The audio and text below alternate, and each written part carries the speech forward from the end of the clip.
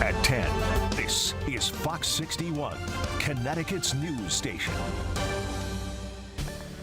And we have plenty to get to tonight, but we want to start with some good news. First, get ready for a stunning summer day to finish out the work week. Good evening, I'm Brent Harden. I'm Sarah Sanchez. Thanks for joining us here at 10. I'm already getting ready for my stunning Friday. Let's send things right over to Chief Meteorologist Rachel Frank.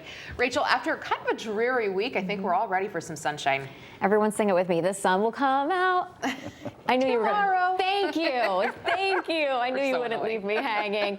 Not only is it going to be sunny tomorrow, but we're also going to see the humidity drop back as well. We're already seeing that out there where you see the blue here on the map. That's that comfy air that's pushing in. So if you're still in that humid category, just wait. So this is an open up the windows kind of night. 74 in Hartford, 78. So it's still warm for the New Haven area. But we are looking at overnight lows that will drop back near 60, and we could even see some upper 50s out there for a few towns as we head towards daybreak tomorrow. Torrington, Waterbury, Windham, you may end up seeing those refreshing temperatures by daybreak. So we start off with temperatures in the 50s to near 60 degrees. We are waking up to a golden orb in the sky that we have not seen for quite some time. And the blue skies continue from start to finish, mid 70s by noon, and we're looking at high temperatures in the lower to middle 80s as we head through the afternoon. If you like this, you're going to love the weekend, although we do start to dial up the warmth. We'll explain coming up. All right, Rachel, thank you. We are following some breaking news from Meriden this evening. Police are on the scene of what they are calling an untimely death investigation. A man was found dead on Golden Street this evening. State police confirmed their Central District Major Crime Squad is assisting with the investigation here. Our team is working to get more information from authorities, and we'll bring it to you as soon as it's made available. Well, a Fox follow-up tonight from Bethany. There's been major fallout since a former town employee was arrested on child sexual assault charges last month. And last night, the town's Board of Selectmen went behind closed doors for hours to discuss what to do with the Parks and Rec director.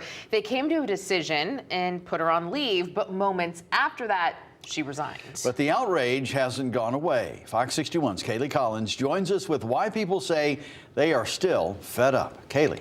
Well, Brent and Sarah, we were at that meeting last night that had parents so emotional and furious, demanding that action be taken. That meeting went into the late night on Wednesday, as you said, long after we brought you on the latest live on the news at 11 p.m. The sexual assault charges that 25-year-old Anthony Mastrangelo is facing are connected to alleged incidents that are dating back all the way to December of 2022. That's when he had worked within the Parks and Rec department and also in other town positions around children. Now, parents in Bethany are outraged, to say the least, because they didn't know about those allegations until just a month ago. That's when Mastrangelo was arrested. That's almost 2 years after those first alleged incidents. And there have been multiple town meetings discussing these frustrations, the town's response, and how to move forward in the weeks since. The most recent was on Wednesday night's special First Selectman meeting, where the board went into executive session for 5 hours. They were discussing disciplinary action to be taken against Parks and Rec leaders, and ultimately they decided to place both Director Janice Howard and Assistant Director Anthony Cofrancesco on leave. And shortly thereafter, Howard resigned. Now, dozens of Bethany residents waited it out at the town hall gym to learn what action could potentially be taken, including one couple who told me that in the 11 years that they have lived in town, they've never experienced anything like this. So we have to come out and get things straightened out and things done right. So I'm sorry, I'm just a little upset. This is our children. If we don't hold people's feet to the fire and make sure things are done, they won't get done. That's right. Now, according to online records, there are currently summer camps underway that are run by the Parks and Rec department. No word yet on if or how those programs might be impacted by Howard's resignation. And some in town are still calling for more action, including the resignation of First Selectwoman Paula Cofrancesco. In studio tonight, Kaylee Collins, Fox 61, Connecticut's news station. Thank you, Kaylee. Tonight, New Haven police say they've solved the murder case of a 16-year-old. He was shot and killed in 2022. Joshua Vasquez was gunned down while riding his bike on Valley Street. It happened just before sunset on a night in December. Now, almost 2 years later, police say 3 people have been arrested in the case. 2 of those arrests the 17-year-old suspected shooter and his mother. Police say she was behind the wheel while her son fired the gun. Friends and family learned about the arrests and spoke about what it means to them. Bittersweet in the sense that he got his justice, and I'm very thankful for that.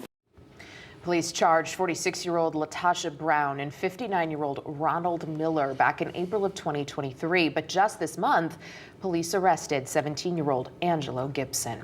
Police say Gibson and Vasquez had been feuding since they were just 10 and 11 years old. We have dramatic new video tonight of a house fire in Shelton. Police have arrested the homeowner for illegally possessing fireworks. That fire happened on Bruce Drive last month. When firefighters arrived on scene, they found a large number of fireworks being ignited by the fire. Afterward, investigating officers found a large number of fireworks in the garage and the basement, which they could not remove safely, so they reburned the fireworks inside the house. This is that video. 54-year-old Stephen Lupkas turned himself in today and faces charges of illegally possessing fireworks and reckless endangerment. Well, new at 10, the Waterbury Puerto Rican Parade and Festival is coming back. It's been a long time coming. Locals haven't had a way to celebrate their heritage for a quarter of a century now. Fox 61's Alexa Farrell joins us live from Waterbury tonight with more on what went into getting this event back up and running. Alexa. Brent and Sarah, City Hall was buzzing today with excitement as the room was full of anticipation for this year's event. Get ready, Waterbury. The Puerto Rican weekend is back. The city will be flooded with culture as they celebrate the vibrant heritage and accomplishments of this Latin community. Mayor Paul Pernaruski says there is no better time for it. We need to come together more as people and communities and understand each other and just get face to face with each other. These are the great opportunities to do that. The event is a 3-day celebration. It starts with a Puerto Rican flag raising ceremony at City Hall on Friday, September 13th. Then on Saturday, a festival of celebration at Hamilton Park, followed by the Puerto Rican Day Parade on Sunday. Fabulous music, we're dancing, eating our cultural food, and celebrating our heritage. Fright Street here in Waterbury will be one of the roads closed down as the Puerto Rican community marches on through, showcasing their pride for the first time in 25 years. I think our community has been waiting for this for over 25 years. Thursday at City Hall, outstanding individuals were chosen to represent their culture in the parade. These proud Puerto Ricans were cheered on by their family and friends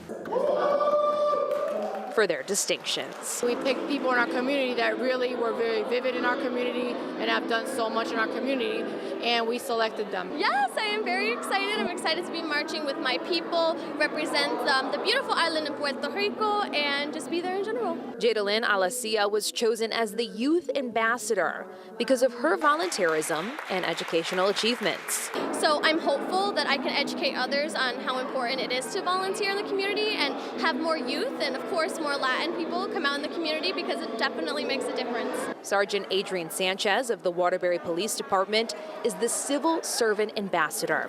He was born and raised in the south end of Waterbury, home to a large Puerto Rican population. It really shows a lot of kids that were like me growing up in the south end of Waterbury, what they can be. A lot of kids want to be police officers, firefighters. So with that being said, they could look at me, they could look at this achievement, and it could bring, some hope to their lives. But you don't have to be Puerto Rican to join in on the fun and festivities. You do not. Anyone can come, and I think if you're not Puerto Rican, you may enjoy it even more because it'll be the first time you're experiencing a lot of those activities and sensations. It is sure to be a lot of fun. And actually, I was talking with the mayor. He told me that last year was the first Puerto Rican weekend. This year, it's getting even bigger and better with the parade. They're expecting somewhere between 10 and 15,000 people to be here in Waterbury for all of the fun. I've even heard that some of the hotels in the city are already sold out in anticipation. So we will have to see how all of the celebration goes down. For now, that's the very latest in Waterbury. Alexa Farrell, Fox 61, Connecticut's news station. Everybody looks very excited. Alexa, thank you. We're getting a first look at a pair of bears who caused quite a scene earlier this month in Winsted. Take a look here at this picture. State officials say this mama bear got locked inside a car with its cub. The car parked next to a home, and the owner says they woke up to find the bears inside. They called DEEP, opened the door, and the pair was quick to run off, but the inside of the car wasn't so fortunate. You can see it was just completely torn apart. And this was maybe the less distressing encounter during the week of July 15th. You might recall a woman was actually bitten by a bear in Cheshire, and the next day a bear was hit and killed by a car in Torrington. Officials reminding the public to be bear aware and never allow wild animals access to human food. I always think when you call your insurance adjuster, no, you'll never believe this story. How did your car get like that, sir? Yeah, it was torn up by a bear. Yeah, right. And a cub.